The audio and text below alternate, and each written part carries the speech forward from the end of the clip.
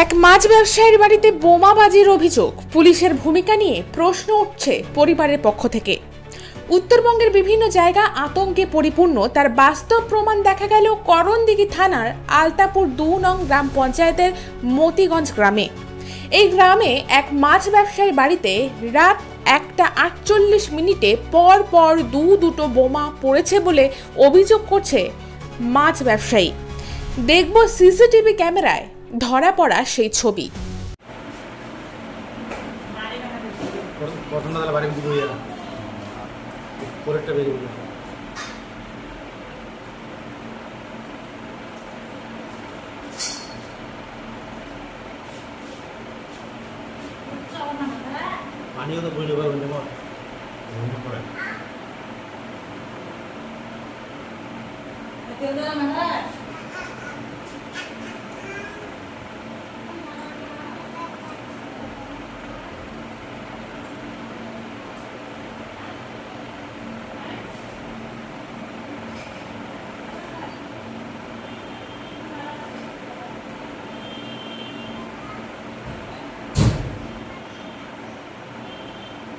आराम से जुड़े तो फिल्म का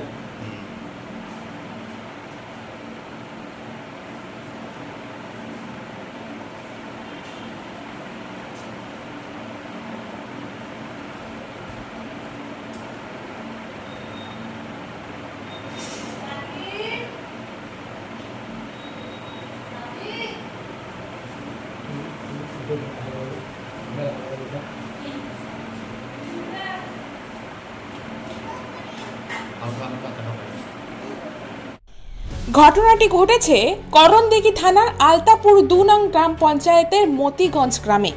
পেশায় মাছ ব্যবসায়ী সেকেন্দার আলীর বাড়িতে। জানা গেছে, বাংলাদেশের নম্বর থেকে প্রথমে হোয়াটসঅ্যাপ কলের মাধ্যমে টাকা চেয়ে হুমকি, ঠিক তারপরই বাড়িতে পরপর রাতের অন্ধকারে দুটি বোমা মারার অভিযোগ। আতঙ্কিত পরিবারের লোকজন সহ এলাকাবাসী। শুনবো মাছ ব্যবসায়ী কি বললেন এই বিষয়ে। আমি যেখানে যাচ্ছি সেখানে ওরা আমাকে সবে দেখা পাচ্ছে যে আমি কোথায় যাচ্ছি না যাচ্ছি, কোথায় ঘুরছি।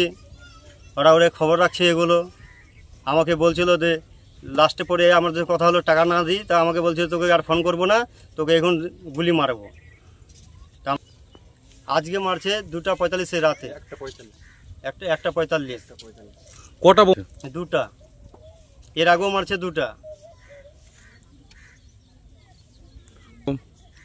এবং গ্রামবাসীর মধ্যে দেখতে সন্দেহ, দেখা কী করে সন্দেহ করা যাবে, কিন্তু কাকে বলা যাবে বিনা দেখেই। কার সঙ্গে ঝগড়া নাই, কিছু নাই, শুধু আমরা ব্যবসা করে খাই আর কি।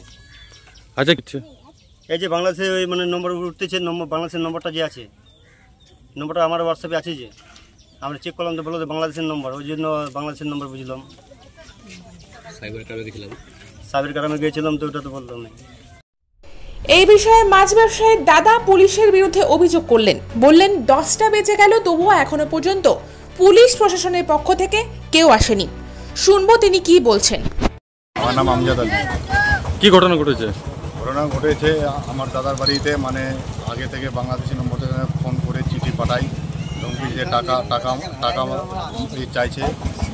আর তারপরে ধমকি দিচ্ছে ছেলে, গুলি মারিয়ে দেবো, টাকা না দিলে গুলি মারা হবে। তারপরে ছেলেগুলোকে যে স্কুলটা পড়াচ্ছি যে ছেলেগুলোকে কিডন্যাপ করবে, এরকম ধমকি আছে। আমরা ভয়ে স্কুলে পাঠাতে পারছি না বাচ্চাগুলো স্কুলে। আর আবার ওই আগেই জুলাই মাসের 4 তারিখে ধমকি দেওয়া হয়েছিল, 7 তারিখে আবার 2টা বোম মারা হয়েছিল। জুলাই মাসের 7 তারিখে আবার 2টা বোম মেরেছিল। ওই সময় আমার একদম ভয়ে থাকি। তার আবার আজকে আবার 2 আগস্ট মাসের আজকে আবার 2টা বোম মারা হয়েছে। আমরা খুব ভয়ে থাকি, আবার আতঙ্ক হয়ে থাকি। এখন পুলিশের কাছে আমরা কয়বার করি, পুলিশ বলছে এটা টাইম লাগবে, ধরা বাংলাদেশি নম্বর আছে, ধরা যাবে না, এরকম সেটা অনেক টাইম লাগবে, অনেক দেরি হবে। তোরা নিশ্চিন্তায় থাকো, আর কোনো ফোন এসছে নাকি এগুলো হলে বলো। আজকে আবার যখন রাত 2টার সময় যে হামলা হলো, তারপরে পুলিশকে আমি ফোন করেছি 2বার, ফোন এখনও তুলেনি। আবার সকালে করেছি, এখনও ফোন উঠাইনি। ও বলেছিল যে কোনো সময় যে যে কিছু হয় আমাকে সঙ্গে সঙ্গে ফোন করবা, আমি তোমার কাছে সঙ্গে সঙ্গে ফোন রিসিভ করবো, যা হবার আমি ই করবো। লেকিন আজকে 2বার আমি ফোন করলাম, এই পর্যন্ত আমার ফোন উঠাই না। রাত 2টার সময়, 2:45 সময় হয়েছে, 1:48 আর এখন 10টা বেজেছে, এখনও পুলিশ আসেনি, কোনো খবরই নাই পুলিশের। তবে জানা গিয়েছে করণদিঘি থানার পুলিশ গোটা ঘটনার তদন্ত শুরু করেছে ইতিমধ্যেই। এখানে মজার বিষয়, একজন সিভিক ভলেন্টিয়ার ঘটনাস্থল থেকে কিছু একটা সংগ্রহ করছেন সম্পূর্ণ খালি হাতে, কোনো রকম গ্লাভস ব্যবহার না করেই। দেখব সেই দৃশ্য। হালকা করে ওখান থেকে দিন দিত, বালি দিত, অল্প অল্প।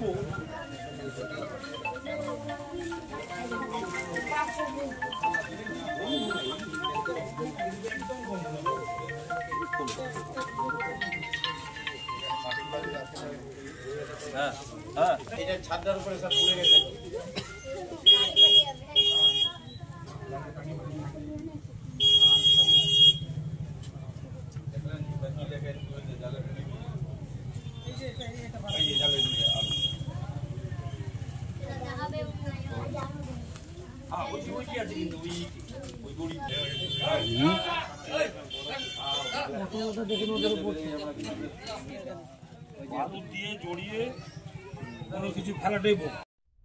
এখন প্রশ্ন হলো, যারা বাংলাদেশের সিম ব্যবহার করছে তারা কি আদৌ বাংলাদেশি নাকি ভারতীয়? ঘটনার সঙ্গে সঙ্গেই যদি পুলিশ ঘটনাস্থলে আসতো তাহলে হয়তো দুষ্কৃতীরা বাংলাদেশি হলে পালাতে পারতো না। সীমানা অতিক্রম করে কিভাবে বাংলাদেশের লোক ঢুকছে ভারতে? তাহলে কি ধরে নেওয়া যায় কেন্দ্র এবং রাজ্য প্রশাসনের দায়িত্বে থাকা সকল ব্যক্তিরাই নিধিরাম সর্দার?